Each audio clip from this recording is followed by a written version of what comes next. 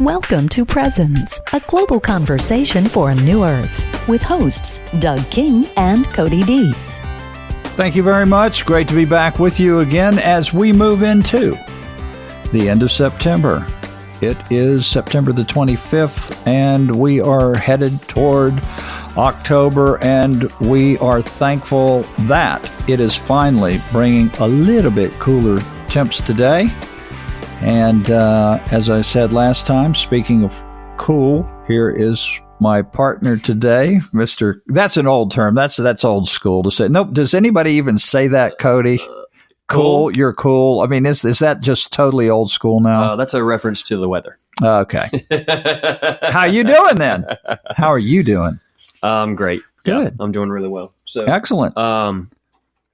Last week there's a lot on the on my little agenda. So as I record, okay. You use notes. You actually have you have handwritten notes like in front of you. That's because that's the way the Bible was written, Cody. The original guys got some papyri and they got a quill and they wrote it by hand. And to me, Cody, that is the only thing that to me is actually authentic. Is it has to be handwritten. Well, I'm going to raise you one because you just said the original guys. You're so misogynistic. The problem is how do we know it was guys? Yeah. Well, because the 2,000 years of Christianity has been in the full control of men, so it had to be men. And therein lies the problem. And well, I think you just spoke up on behalf of women everywhere. Therein lies the problem. Yeah. Yes. Okay. Romans 9 through 11. Yeah. Max King wrote a book called Irrevocable. It is available on the website, presence.tv. We have been kind of journeying through that book. For those of you that don't know, we're kind of following his trajectory of how he laid it out in that book. We're making sense of the complex book of Romans, specifically chapters 9 through 11, which seems to be a bit of a riff that Paul just goes off on, and we're trying to make sense of it because it's been a source of controversy for some time. Romans 11, which we looked at last week, that all Israel will be saved. Yes. That's a bit of the problem. Then we looked at why that's such a big deal with the three types of people that Paul is addressing here. Little refresher, we have believing Israel, believing Jews, and believing Gentiles. Paul is writing to them. And then you have unbelieving Jews and unbelieving of ancient Judaism. And there's the problem. And I'll say this, let me say this real quickly too, is that Paul understood that he was their guy. He was the apostle to the Gentiles. Well, if you've got a guy that's your guy, and there's a group of people that are out trying to destroy your guy, stone him to death, give him prison, have him beaten with in many occasions, it's natural that you would expect your guy to say, they are the enemy, man. And boy, oh boy, are they going to get theirs. Just like you would have expected Jesus to be on the cross and look at everybody and say, well, you may be crucifying me right now, but I'm telling you right now, you're going to get yours. And yet Paul is following and imitating Christ by saying to the Gentiles, we got to stop a minute here with this understanding that you want to see them get theirs. And that's the idea that we've struggled with as egoic human beings for 2,000 years. And that's who needs to get theirs. You know what I found really interesting is as we've been journeying through this is the idea that, and maybe you can guide us here with a little bit of the thought process, but the unbelieving Jews, we hear that term, and for us, that creates all kinds of ideas in our head. But unbelieving Jews did not think they were unbelieving Jews. They thought they were believing Jews. Yes. Well, this is what Paul said that even to Agrippa, if you read the book of Acts, for those of you that still own a Bible or know where to find one, if you look at that in Paul talking to Agrippa, he said, I thought to do everything possible to destroy the church because he thought he was doing the will of God. So they viewed what was happening with these believing Jews and believing Gentiles heretical. Of course. Absolutely. And that's why Paul was standing there when Stephen was stoned in chapter 7 of Acts, because that's what the law called for. When you blasphemed God, when you said things against Moses and the temple and the law and traditions of which he was accused of doing, then you are worthy of stoning to death, which, of course, 2,000 years later is mind-boggling, but that was the level of consciousness from which the law of Moses originated, and it had come down into that first century, but that was being transcended, and it was time to move on. It was time to move on from those attitudes and what those attitudes manifested. And that actually is still a problem now, because in some ways, if you subscribe to Christianity has come from Judaism. Yes, it has. And what an interesting observation that now it appears things are coming out of Christianity. So it's almost as if, I'm going to try to make sense of this. Christianity fought for their rights to come out of Judaism. Mm-hmm. Yet it appears something's happening on the planet right now where people are moving out of Christianity, but it's like, whoa, no, you can't do that. Right. So Christians are in some ways identifying just like the unbelieving Jews. Well, right, because when you set yourself up as self as source, that's inevitably what's going to happen, and that's why you had divisions in the kingdom of Israel and why you have divisions in Christianity. Those are the things that will inevitably be manifested, and there's no way for anything other than that to happen.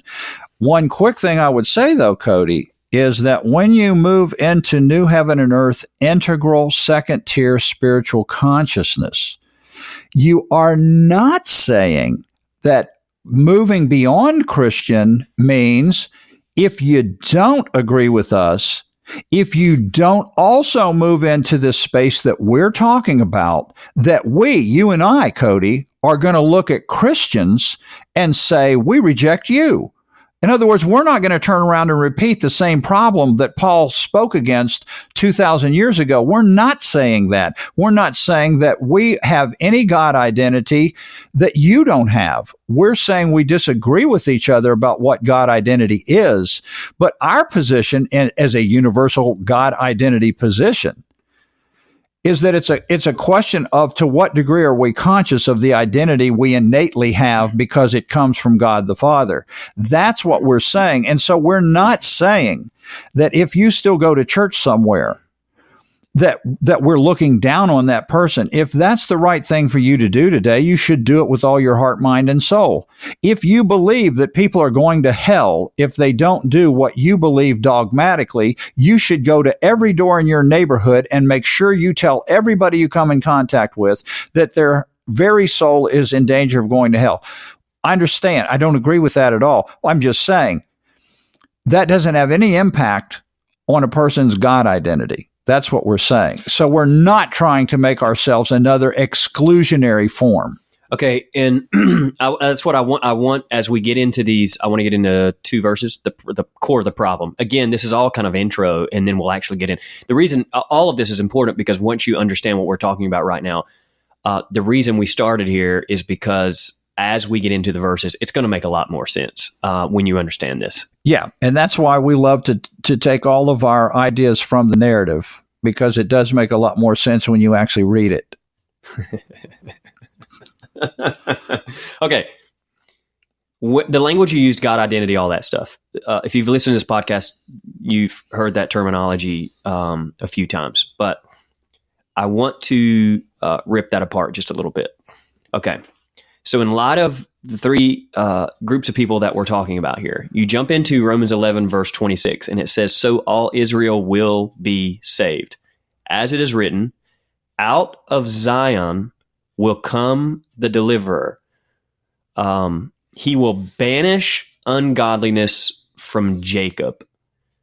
And this is my covenant with them when I take away their sins. Knowing the context, knowing the group of people that Paul is talking to here, where do you start if these two verses are the crux of the problem of Romans 9 through 11? Yeah. First of all, I would look and see where Paul has addressed all of these elements elsewhere in his writings to Corinth, Galatia, Ephesus, et cetera, et cetera. And these are not new concepts. And this is the point. They actually go all the way back to the very roots of the prophets. And this is why Paul, in the 90 verses of 9 through 11, I believe 38 of those verses come from the law, the prophets, and the Psalms. Again, that's a trajectory that spiral dynamics would say makes perfect sense, that you've got to understand how this thing is transcending step by step. So if I go to this first level, I'm going to say, okay, the deliverer is coming from Zion. Well, where else has Paul spoken about Zion? Well, he wrote a letter to the Galatians, and he said Abraham had two sons, and one of them had a metaphoric, similar identity as Zion, and that's Isaac. So there's two mountains, two sons, two covenants, two Jerusalems. And so what Paul said was that Zion is a representation of God as source. And what he was saying is that Zion represents God being the power behind the birth of Isaac. Whereas Ishmael was born by Abraham's own power through selfish source and by natural means. And so right away, Zion is the space from which, the source from which all God identity emanates. It does not emanate from Sinai. Sinai represents human doing. And identity, God identity, Cody, does not come from human doing. It comes from God as source. And God, of course, is the deliverer. The deliverer comes from Zion. Paul, again, is saying to the Gentiles, first of all, that deliverance is still future. And that's why he said a couple chapters earlier in chapter 7, who will deliver me from the body of this death? That's in Romans chapter 7, if you want to read that. So this idea of being delivered is being delivered from the self, being delivered from self as source. How do you do that? God comes from a space beyond. What transcends human doing? Innate being. Being transcends doing. And so this space of Zion, Cody, is a representation of God as source. The deliverer comes from Zion. And it's not a new concept to Paul. He's speaking there from that point of view. Okay, I want to underline, bring attention to three things that I'm seeing here. One is all Israel. This is verse 26. I want to step up from what you just said. So that's a line underneath it. Okay. All Israel will be saved. Yes. That's future tense. Correct. This is post-cross. Yes. That's a problem. That's a problem. For some people. Yes. And or you read that as, oh yeah, all Israel will be, forget all Israel. We'll get to that in a minute. But, right. Will be saved. For many, probably like theologian N.T. Wright would say, that is something that is to come. It's, again, sure. Eschatology. It's yes. A bit eschatological. It's a second coming. They will be saved. Yeah. Future tense. It's in the future. Okay. So we're still waiting on salvation. Just like Israel was. So we can say we're Christianity, but guess what? Israel was waiting on salvation, and Christianity is saying, yeah, we're waiting on it too. Okay. Then he moves to as it is written. Now, I think this is a bit of a judo move that I really, really dig that Paul's doing here. Okay. All right. Because he's, again, speaking to believing Jews and believing Gentiles about their angst towards the unbelieving Jews, and he uses the sources of the unbelieving Jews. Yes. That's pretty clever. Yes. Paul uses the material of Judaism. Yes. Paul uses the material of the unbelieving Jews because this to comes prove from a point. Comes from Isaiah. These verses come from Isaiah, That's which right. is part of, as you're just saying, the Jewish text.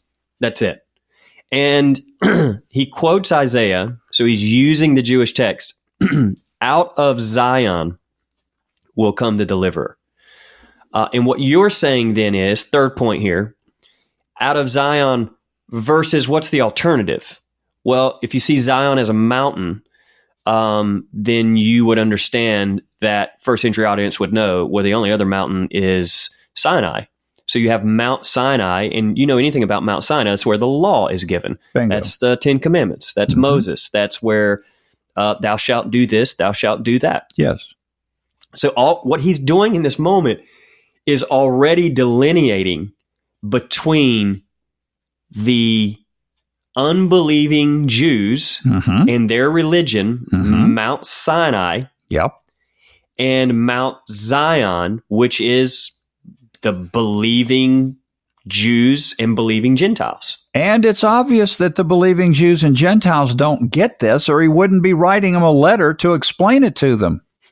So the point is they weren't getting where the source of their own salvation was coming from. And you see both Mount Sinai and Mount Zion as metaphors of doing and being. Absolutely. So, and both necessary to the developmental growing up of human spiritual consciousness. So, yep, good point. Good point. So you're not throwing out. So anyone who listens to this that might be a Jew that practices the form of Judaism, right? Part of the problem with Christianity was that supersessionism is the idea that we went beyond Judaism and almost unhinged and just said, "Oh, that's ridiculous. That's all law. That's all." And inevitably, Christianity found themselves in the same predicament. Well, there's a 2,000-year history of what Christianity has done to Judaism, persecution-wise, through the centuries. And as you go back through centuries of what Christianity has done, even including the Inquisition and other things, that's how that happened. That's why it happened, is you put yourself in that position as being superior to Judaism. You put yourself in the position of being superior to all those disgusting people in the world out there that are not members of your particular group. And that's huge. I think you made a valuable point there to understand history and the Inquisitions and all that transpired there. If you're not familiar with that, go back and read some of that and understand what has transpired through time to even get us where we are right now. Okay. Mount Sinai, Mount Zion. They viewed, we would view Mount Sinai as doing, as a metaphor of you have to do this, yes. don't do this, to be in yes. or to be out. Yes. That's what's happening in this moment. Yes. What the problem is that Paul is addressing these believing Jews and believing Gentiles, hang with us people, because they are also still operating off of you have to do this, you have to do that. The very ones who yes. fought because the tension of you have to be circumcised or not circumcised in order to be in this, yes. Paul sets them free. But now they are the very ones going, yeah, but we got in by our faith. Right. And unbelieving Israel doesn't have that faith. Yes. and so instead of the requirements of the law, it becomes the requirements of this new Jesus as religion. And so Jesus becomes a religion just like Moses was. There's no difference. Moses was a religion. Jesus becomes a religion. Religion has boundaries. How are those boundaries kept? Well, they're adjudicated through law. And so you have requirements of Christ instead of requirements of Moses. So that's bringing us back to the same place. And Paul is saying that's not what your faith is for. He's not denigrating faith. We'll get to that eventually, Cody. But faith has a necessary role and function both then and in my life today. So we are not saying that faith has no role and function. We're going to talk about the role and function of faith, but we'll get to that. Again, coming back to, we're talking about a paradigm of saved lost. That's it. Unbelieving Jews thought the believing Jews and the believing Gentiles were out, lost. Yes. And flip it, vice versa. Yes. Believing Gentiles and believing Jews thought unbelieving, well, hear the word, unbelieving, they're out. Yes. And so this is what Paul's addressing. Now, I want to roll on. Okay. Out of Zion will come the deliverer. Now, we interpret that as almost metaphorical language of Zion being, not doing. Correct. He's saying deliverance will come for you believing Gentiles and believing Jews, because you need deliverance too. Yes, exactly. It's a whole other thing. Yes. It will come when you understand essence and being and not doing. Right. Then he moves on. Mm-hmm. He will banish ungodliness from Jacob. Yeah. Okay, what's up with that? Well, it's interesting, first of all, that he says Jacob, because Jacob is the one who had his name changed to Israel. Jacob had 12 sons that became the 12 tribes of Israel. Paul is saying he will turn away ungodliness from Jacob. Jacob is a metaphor for all Israel, not some of the tribes. He doesn't say, I'm going to turn away ungodliness from some of Jacob. I'm going to turn away ungodliness from the people in the tribes that responded to the gospel and got baptized or accepted Jesus or said the sinner prayer, blah, blah, blah, blah, blah. He is saying he will turn away ungodliness from Jacob, period. That is another universal statement by Paul. All Jacob, all 12 tribes. And we have to remember there that the 12 tribes even had their own conflict about who was appropriately deemed as God identity and who not. And that is because the northern tribes got carried away by Assyria in 722 BC, in case you ever ask that at a party. And that which I think I have been before. It's a great icebreaker. Well, if you do get asked that at a party, you're at the wrong party. But if you look at that, then the Samaritans, look at when you read, everybody knows in Sunday school class, the Samaritans were the ones that had forsaken the appropriate temple worship in Jerusalem, which was the tribe of Judah, the tribe of Levi, from which the priests came, and the tribe of Benjamin, which is where Paul came from. He was from the tribe of Benjamin. Those were the tribes that remained kosher, so to speak. But here Paul is saying that God is going to turn away ungodliness from Jacob, not some of Jacob, but just from Jacob. And Paul is stressing that that's all 12 tribes. Paul came from the southern kingdom? Yes, southern kingdom, tribe of Benjamin. Okay. He was from the tribe of Benjamin. And so he was one of and that's where you get the Pharisees. They're coming from those tribes, from Judah, from Benjamin. Okay, again, keeping all the context in mind. He will banish ungodliness from Jacob. So he's talking about all 12 tribes. Yes. Okay, that phrase right there, banish ungodliness, remove ungodliness from all. So again, what he's saying is he's going back up to verse 26, all Israel will be saved. Yes. He's just saying it in a different way. He is. He's emphasizing that this is a God event. It's God as deliverer. It's God's space, Zion, that the source of all identity is coming from God and God alone. And that when you or your friends from Judah or your friends from any world religion start claiming that they have God identity via some pattern of things that they've done, etc., then we've got a problem. This is why Paul has to write them. That's exactly what they were doing. And he's saying you are not understanding the source of your own identity. He had the same problem in Corinth when some of them were saying there is no resurrection of the dead, meaning all in Adam were the dead. They thought they were good, but there was a whole group that they said we're not going to be part of this new resurrected world. And Paul said, if that's what you believe, I'm telling you right now, then your faith is vain. And so basically, faith is pointing to the fact that God is the source. And as soon as you say, no, I'm the source through what I've done, you've made your faith vain. And so in that sense, that's where Paul just keeps hammering, Cody, that Gentiles understand you're tied to this history. You do not bear the root bears you. We'll get into that later. That's part of this text. He will remove ungodliness. I think it's critical to note that word, ungodliness. He is not saying he will remove the ungodly. Yes. It's like with your kids. You don't tell somebody, this is my good child and this is my bad child. I mean, in decades past and centuries past, people have done that. This is my good child and this is my bad child.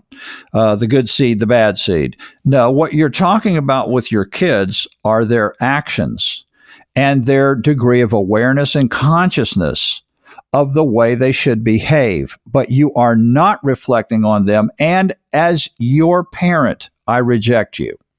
What you're saying is, I will call attention to your acts, unconscious acts of ungodliness, but those acts of ungodliness are not what determine your identity. And for all of you out there that have had heavy hearts and have gone to churches that have left an idea in your head that maybe someone in your family has passed, and you're very fearful and have been very fearful that their eternal soul is tormented in hell. Let me just say right now, I think that is one of the most damaging views that you could, I can't imagine anything you could do worse to a human being than to tell them something that egregious. So what we're saying here is Paul's trying to address those kinds of issues. I was thinking about how this group of people received these writings. So I'm not sure how that was done, but somebody somewhere in this group of believing Jews and believing Gentiles began to read, probably out loud, Paul's writings here to a collective of people. And when you think about how they had separated themselves from these unbelieving Jews, they labeled them, they attached their labels as, fundamentalists, they're hard-hearted. These are words that they actually use. They have clearly delineated themselves from these people. Yes. And you would expect that because they lived in the traditional age 2,000 years ago. They were all blue memes, and a blue meme lives by boundary and by keeping laws and codes. And all they did was they made Jesus a new law and a new code and a new religion. And that's what you would have expected him to do. That's why we got off base 2,000 years ago, is because when people read the letters from Paul, when they heard the teachings of Jesus, they just interpreted them through their blue meme lens. That's it. Yeah, that's it. How they would have heard verse 26. And that's why I say we're talking about all this, because when we get into 9, 10, and 11, you'll see, and then we talk about this, but in the literary devices that Paul's doing, how he there's a rhythm to it's like, it's pretty wild when you start picking the sides and you start seeing what he's doing 9, then 10, then 11. It's like bam, bam. And it's like, if you hear this first time, you're like, what? So you can imagine, this is why we say Romans 11 verse 26 is the problem. Imagine being in their seats and all of a sudden you hear this phrase, all Israel will be saved. Out of Zion will come the deliverer. Yes. He will banish ungodliness from Jacob, all 12 tribes. Right. Wait, excuse me? We're the ones like, no, we have it. Right. We have it figured out. Right. We came out of that bondage. Yes. And now all of a sudden Paul's saying, yeah, but they're included too. Yeah. It's hard to include someone who doesn't have the same enlightenment and consciousness that you claim you have. And therein is the tension of full inclusion. Yeah. Is we love it and we hate it. Yes. Full circle. Excellent. But that's probably a good stopping off place to go. I mean, there's a lot more. Again, reading 11, 26, and 27, this is why when you read Dad's book, Irrevocable, it's why he starts with Romans 11, 26, and 27. It's to say, look, let's just lay out the problem right off the bat. It's universalism. The whole problem is that Christianity has been so averse to universalism, it doesn't make any sense. We all know you got to do what's right in order to be saved. Come on, Paul. And so right away, we start making excuses for why Paul wrote what he wrote. And what we're really saying is, this can't be true because this is not what my denomination has taught for centuries. All right, people. Hope you have a good week. Peace be with you. We'll see you next week. Thank you for joining us today. If you have any questions or comments, please contact us at info@presence.tv. You can also visit our website at presence.tv or find us on Facebook. We look forward to hearing from you.